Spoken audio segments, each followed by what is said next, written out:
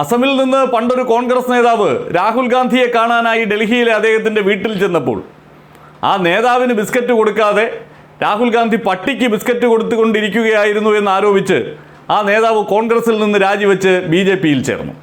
അന്ന് രാഹുൽ ഗാന്ധി ആ നേതാവിന് ബിസ്ക്കറ്റ് കൊടുക്കാതെ പട്ടിക്ക് ബിസ്ക്കറ്റ് കൊടുത്തതായിരുന്നു 100% ശരിയെന്ന് പിന്നീട് ആ നേതാവിൻ്റെ ഓരോ പ്രവൃത്തികളും തെളിയിക്കുകയും ചെയ്യുന്നു.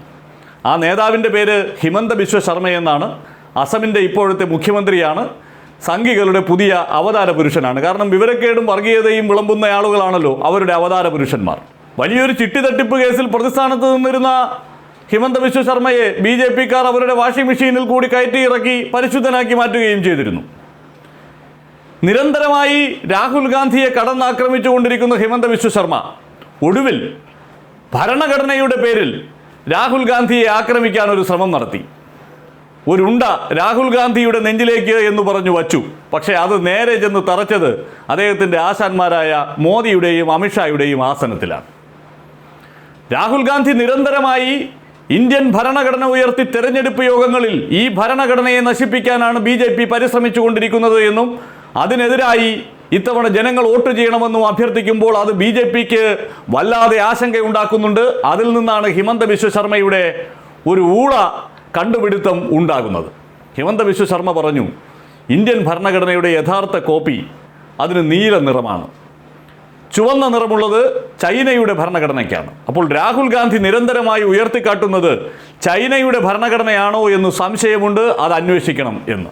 അപ്പോൾ തന്നെ സോഷ്യൽ മീഡിയ അന്വേഷിച്ചു.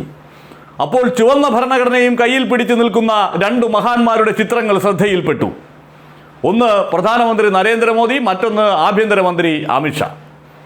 പ്രധാനമന്ത്രി നരേന്ദ്രമോദിയും മുൻ രാഷ്ട്രപതിയായിരുന്ന രാംനാഥ് കോവിന്ദും ആ ഭരണഘടന കയ്യിൽ പിടിച്ചു നിൽക്കുന്നു. അത് മോദിക്ക് സമ്മാനിക്കുന്നതാണോ മോദി അദ്ദേഹത്തിന് സമ്മാനിക്കുന്നതാണോ എന്നുള്ളത് മാത്രമേ തർക്കമുള്ളൂ. എന്തായാലും രണ്ടുപേരും കയ്യിൽ പിടിച്ചു നിൽക്കുന്നത് രാഹുൽ ഗാന്ധി കയ്യിൽ പിടിച്ചു നിൽക്കുന്ന അതേ ചുവപ്പ് നിറമുള്ള ഇന്ത്യൻ ഭരണഘടന, അമിത്ഷാ കയ്യിൽ പിടിച്ചു നിൽക്കുന്നതും അതേ ചുവപ്പ് നിറമുള്ള ഇന്ത്യൻ ഭരണഘടന. ആ ഭരണഘടന എന്ന് പറയുന്നത് EBC എന്ന് പറയുന്ന ലോ അവയർനെസ് കമ്പനി അവർ പുറത്തിറക്കിയ കോട്ട് പോക്കറ്റ് ഭരണഘടന എഡിഷനാണ്. അതായത് കയ്യിൽ കൊണ്ട് നടക്കാവുന്നത്, നമ്മുടെ പോക്കറ്റിലിട്ട് കോട്ടിൻ്റെ പോക്കറ്റിലിട്ട് കൊണ്ട് നടക്കാൻ സാധിക്കുന്ന ഭരണഘടനയുടെ പകർപ്പ്. അത് നമ്മുടെ പ്രധാനപ്പെട്ട രാഷ്ട്രീയ നേതാക്കളുടെ ഒക്കെ കൈവശമുണ്ട്, അവർ സമ്മാനിച്ചിട്ടുണ്ട്. അത് മറ്റുള്ളവർ സമ്മാനമായി വേറെ ആളുകൾക്ക് സമ്മാനിക്കാറുണ്ട്. അങ്ങനെയാണ് ആ മോദിയും രാഷ്ട്രപതിയും തമ്മിലുള്ള ചിത്രമൊക്കെ വരുന്നത്. പക്ഷേ ഹിമന്ത ബിശ്വ ശർമ്മയ്ക്ക് മാത്രം അത് ബോധ്യപ്പെടുന്നില്ല. രാഹുൽ ഗാന്ധി ചൈനയുടെ ഭരണഘടനയാണ് കൊണ്ട് നടക്കുന്നത് എന്ന ഒരു പ്രതീതി സൃഷ്ടിച്ച് രാഹുൽ ഗാന്ധിയെ ചൈനക്കാരനായി മുദ്ര കുത്താൻ ശ്രമിച്ചു. പക്ഷേ അതേ ചൈനക്കാരല്ലേ അപ്പോൾ നരേന്ദ്രമോദിയും അമിത്ഷായും എന്നുള്ള ചോദ്യം സോഷ്യൽ മീഡിയയെ കൊണ്ട് കേൾപ്പിച്ചു. അതായത് ഈ സ്വന്തം തന്തയ്ക്ക് വിളിപ്പിക്കുക എന്ന് പറയുന്ന ഒരു പരിപാടി ഉണ്ടല്ലോ, അത് ഹിമന്ത ബിശ്വ ശർമ്മ ചെയ്തു എന്ന് ചുരുക്കം.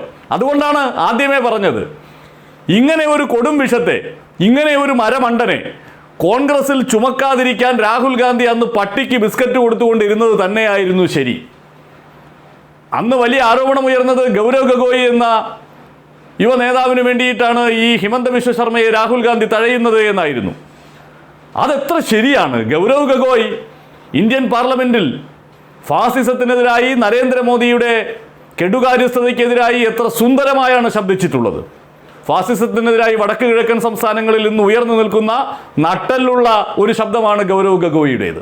അതുകൊണ്ട് അയാളെ സംരക്ഷിച്ച് ഇയാളെ പട്ടിയുടെ വില പോലും കൊടുക്കാതെ രാഹുൽ ഗാന്ധി പുറത്തേക്ക് പറഞ്ഞു വിട്ടത് 100% ശരിയായ കാര്യമായിരുന്നു.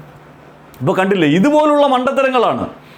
ഒരു മുഖ്യമന്ത്രിയാണ്, ഭരണഘടനാ പദവിയിലിരിക്കുന്നയാളാണ്, അയാൾ യഥാർത്ഥത്തിൽ ഇന്ത്യൻ ഭരണഘടനയെ അവഹേളിക്കുകയാണ് ചെയ്തത്. ഞങ്ങളാണ് യഥാർത്ഥ ദേശസ്നേഹികളെന്ന് പറഞ്ഞാണല്ലോ സംഘികൾ നടക്കുന്നത്. അങ്ങനെയാണെങ്കിൽ ഇന്ത്യൻ ഭരണഘടനയെ അപമാനിച്ച ഈ ഹിമന്ത ബിശ്വ ശർമ്മയെ യഥാർത്ഥത്തിൽ അവർ തൂക്കിയെടുത്ത് വെളിയിലെറിയണം.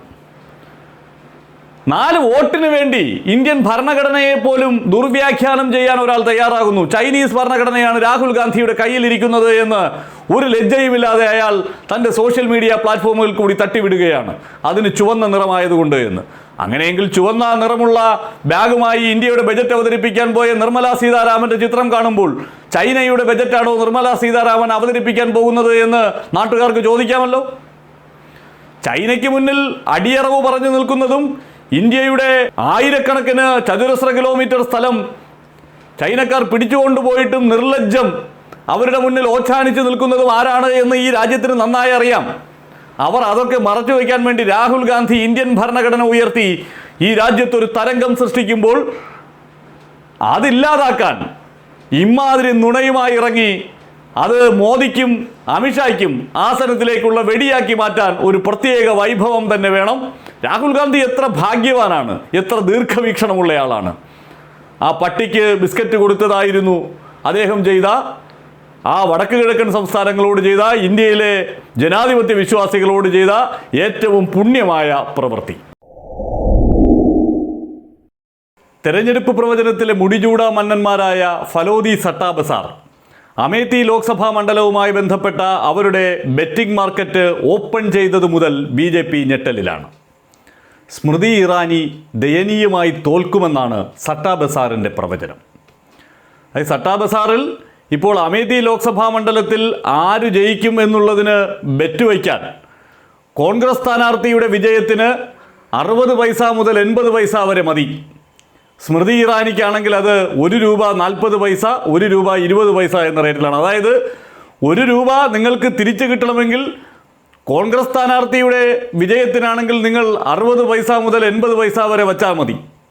പക്ഷേ സ്മൃതി ഇറാനിയുടെ വിജയത്തിന് വലിയ റിസ്ക് എടുക്കണം. ₹1 40 പൈസ വരെയാണ് സ്മൃതി ഇറാനിയുടെ വിജയത്തിന് വേണ്ടി നിങ്ങൾ ബെറ്റിങ്ങിൽ നിക്ഷേപിക്കേണ്ടത്.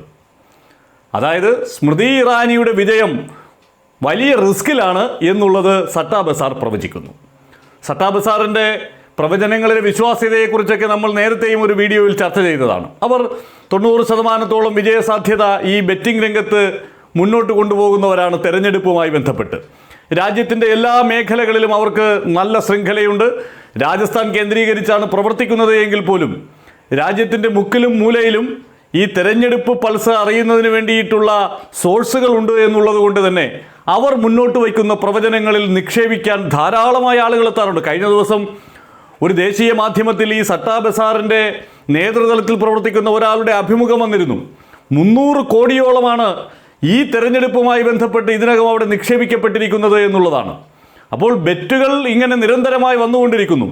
ഉത്തർപ്രദേശിൻ്റെ സട്ടാ ബസാർ പ്രവചനത്തിൽ പോലും BJPക്ക് ദുഃഖിക്കാനാണ് ഏറെയും. ഏകദേശം 60 സീറ്റിലേക്ക് BJP താഴുമെന്ന നിലയിൽ സട്ടാ ബസാറിൻ്റെ ഏറ്റവും ഒടുവിലത്തെ പ്രവചനം വന്നിരിക്കുന്നു.